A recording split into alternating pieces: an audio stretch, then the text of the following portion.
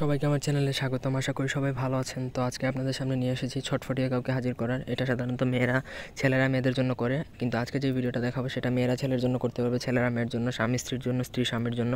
এক কথায় আপনি যদি কাউকে আপনার কাছে হাজির করতে চান এবং তাকে ছটফট করে হাজির করতে চান, মানে ইমার্জেন্সি 24 ঘন্টার মধ্যে বা 48 ঘন্টার মধ্যে, মানে সে যত কাছে থাকবে তত দ্রুত হাজির হবে। এখন যদি লোক থাকে আপনার, মনে করেন আমেরিকাতে, আপনি বাংলাদেশে বসে যদি কাজ করেন তাহলে তো তার আসতে একটু সময় লাগবে, কিন্তু ছটফট সে করবে, সে ছটফট করতে বাধ্য।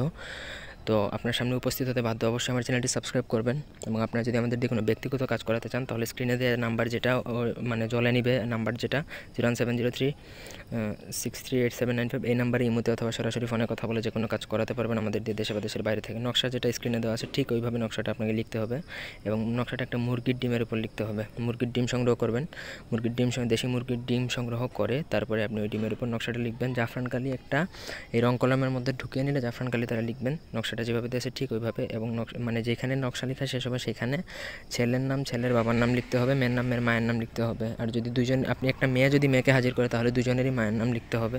তো এইভাবে নকশাটা প্রথমত লিখে সম্পন্ন করবেন ডিমের উপর। তারপর ওই ডিমটা আপনি সাধারণত কী করবেন, এটা হচ্ছে মেইন কাজ। তো আপনি যখন নকশাটা লিখবেন তখন কিন্তু কেউ আশেপাশে থাকলে হবে না, এবং নকশাটা এই প্রয়োগটা কিন্তু আপনি শুধুমাত্র শুক্রবার দিন এবং সোমবার দিন ব্যতীত অন্য কোনো দিন করতে পারবেন না।